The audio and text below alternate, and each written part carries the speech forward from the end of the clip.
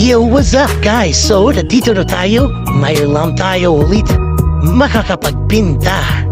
Nabisi tayo sa work natin. So, kung papansin ninyo guys, nagsisimula naman ako ulit magpinta. Medyo mabilis lang na. Ewan ko bakit nagmamadali ang pinbook na yan.